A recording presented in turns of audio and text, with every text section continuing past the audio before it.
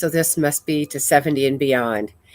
And I know this is April 2nd, but I hadn't had an opportunity to talk about Women's History Month.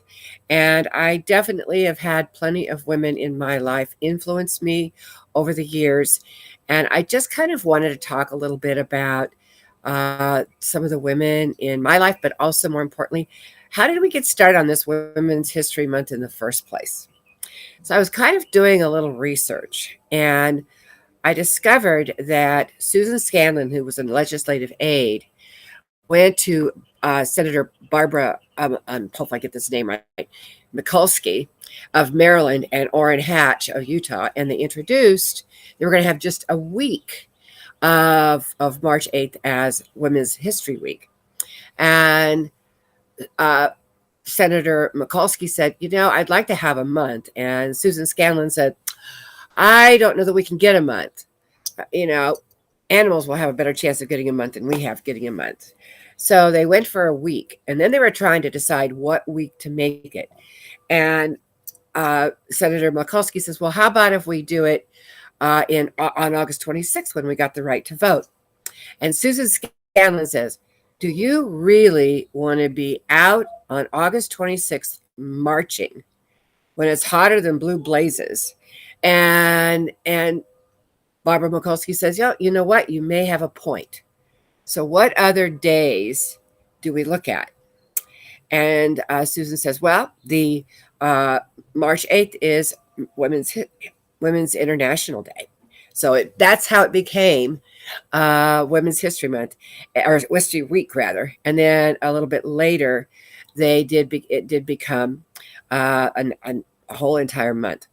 So I don't know about you, but I could tell you that probably the most important person in my life that influenced my life, number one was my mother, but number two was my grandmother. So my mom, when she was younger, before I was even a sparkle in my parents' eyes, she was, during World War II, she ran two barracks of secretaries in Washington, D.C. for a naval officer. And she was very much the go-to-town girl. She wrote articles in the naval newsletter or newspaper, whatever they had back then, about how you could do your nails and still work at the same time. Then she went back to Nebraska and met my dad and married him. And my mom was always, always, always. So she comes from a very large family, 13.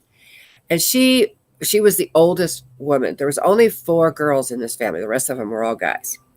Anyway, so my mom, and she was the oldest, so she really was the one that took care of the kids as my grandmother had more and more. So she was always a nurturer. However, the thing about her is she was always, it didn't matter what she was doing. So we lived on a farm in Nebraska, and she could go out and plow the fields and butcher the cows and cut off the chickens' necks and feed the chickens, milk the cows. She could do it all in the field, all out of the field. And then she could come in and we had the cleanest farmhouse you've ever seen. You could have eaten off the floors. And she was amazing, amazing cook and an amazing baker and an amazing canner.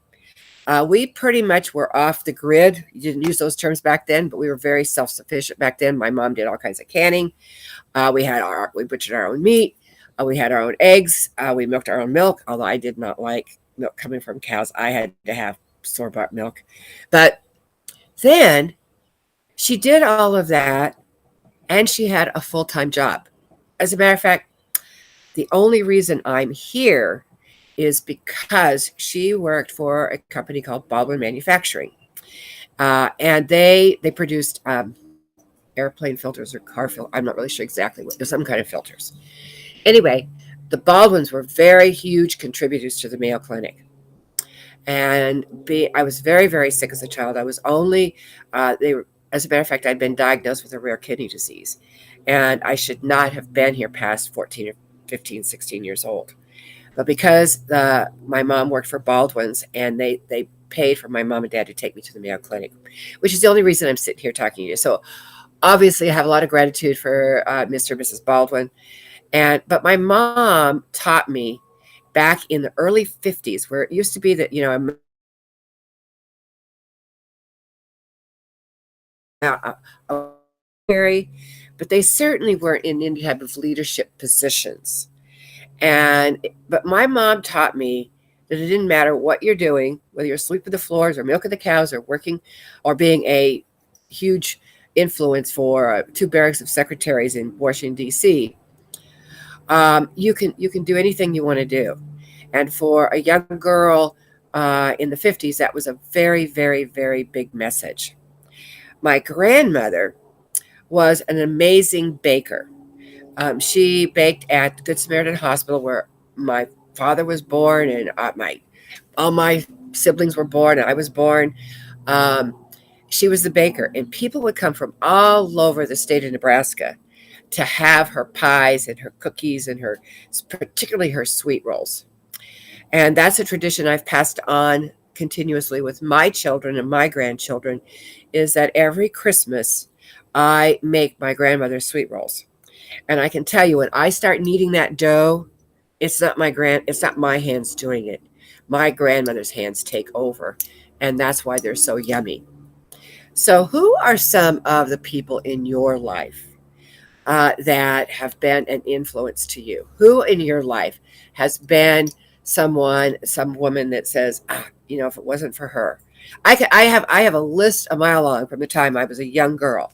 My aunts, I had an incredible teacher that just totally changed my life when I was sick. Who in your life, and even if they are already passed and gone on, take a moment and just say, thank you. Thank you for being a part of my history. Thank you for being a part of who we are.